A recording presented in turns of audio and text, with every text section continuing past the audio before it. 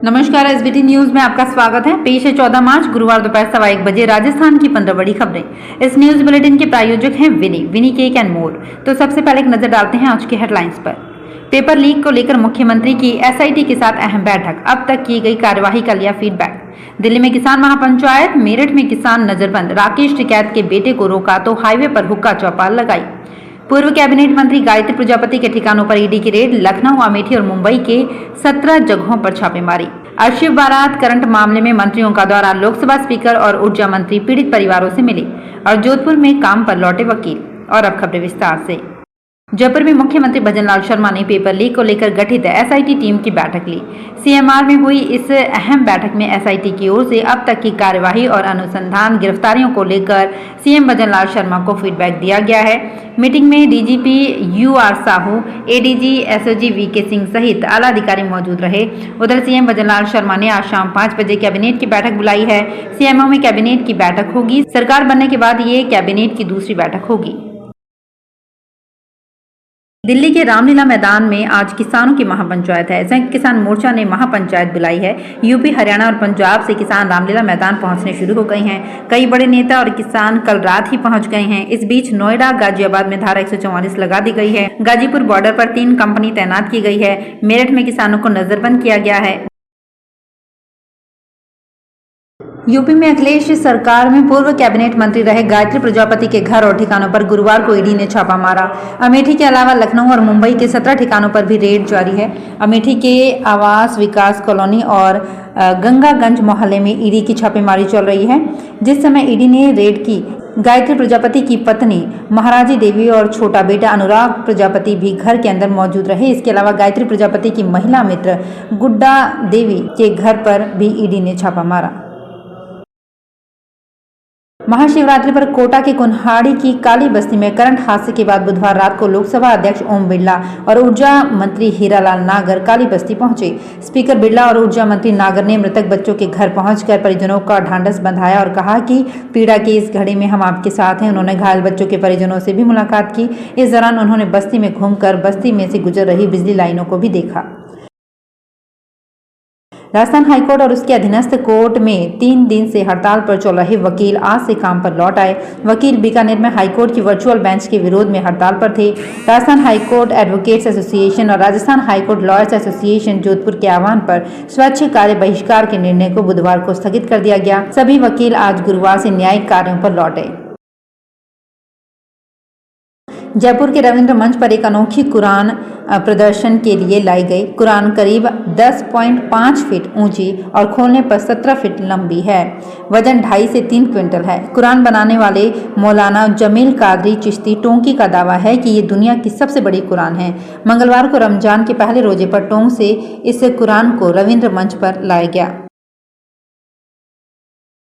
आगरा थाना जगदीशपुरा क्षेत्र स्थित मानस नगर में सुबह एक जूते की फैक्ट्री में आग लग गई। लपटें 1 किलोमीटर दूर से ही दिख रही थी। आग के तांडव से आसपास रहने वाले लोग दहशत में दिखे।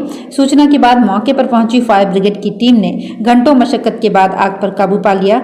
इस अग्निकांड में लाखों का नुकसान हुआ है। राजस्थान टेक्निकल यूनिवर्सिटी ने बुधवार को प्रदेश के इंजीनियरिंग, एमबीए और एमसीए कॉलेजों की क्वालिटी इंडेक्स वैल्यू रैंकिंग जारी की।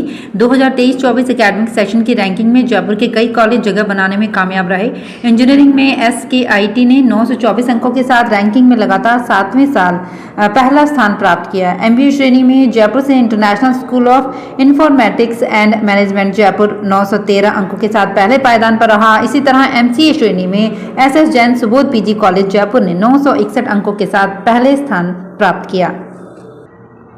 कांग्रेस अध्यक्ष मल्लिकार्जुन खड़गे ने बुधवार को कहा, पार्टी इस समय पैसे की कमी से जूझ रही है। कांग्रेस को जिन बैंक खातों में डोनेशन से मिला पैसा रखा था, भाजपा सरकार ने उन अकाउंट को फ्रीज कर दिया है। ये हमारी पार्टी का पैसा था जो आम लोगों ने चंदे के रूप में दिया था। अब हमारे पास खर्च करने के लिए पैसे नहीं हैं।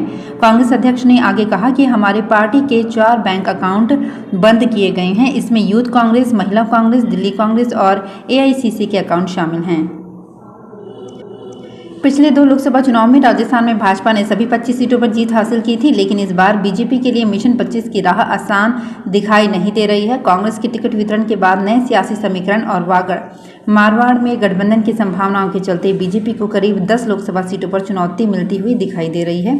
लोकसभा चुनावों के लिए अभी तक बीजेपी ने 15 और कांग्रेस ने 10 प्रत्याशियों की घोषणा की है।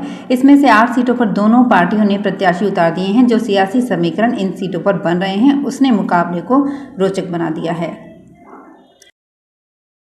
पूर्व राष्ट्रपति प्रतिभा देवी सिंह पाटिल को खराब तबीयत के चलते पुणे के अस्पताल में भर्ती कराया गया है। अस्पताल के एक सीनियर अधिकारी का कहना है कि उन्हें चेस्ट इन्फेक्शन के साथ बुखार हुआ था, जिसके बाद उन्हें बुधवार शाम भारतीय अस्पताल में भर्ती कराया गया। फिलहाल उनकी हालत स्थिर बताई जा रही है।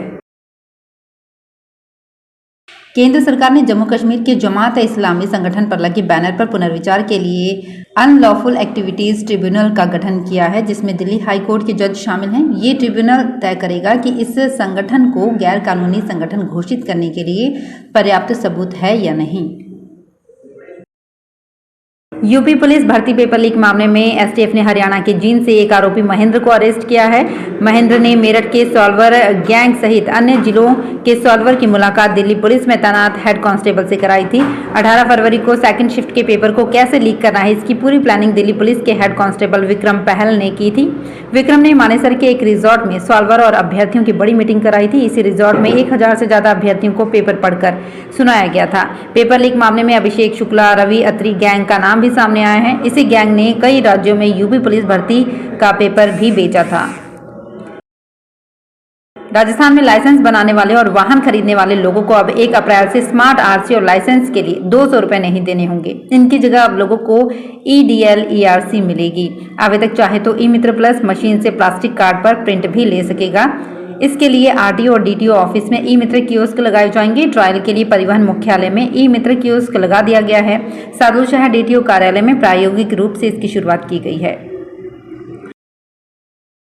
भरतपुर एसपी ऑफिस से गिरफ्तार जगदीश ने भी एसआई भर्ती एग्जाम 2014 पेपर की नकल कर पास किया था। उसने 10 लाख रुपए में पेपर खरीदा था। 2014 की बैच में कुल 572 में से 370 पदों पर एसआई की भर्ती की गई थी, जिसमें जगदीश की 23वीं रैंक आई थी। ये खुलासा जगदीश से पूछताछ में हुआ। उसने 2014 की भर्ती को लेकर चौंकाने वाले खुलासे किए। अब 2014 में हुई भर्ती मामले की भी एसओजी जांच करेगी। तो फिलहाल इस बुलेटिन में इतना ही। फिर हाजिर होंगे कुछ और बड़ी खबरों के साथ।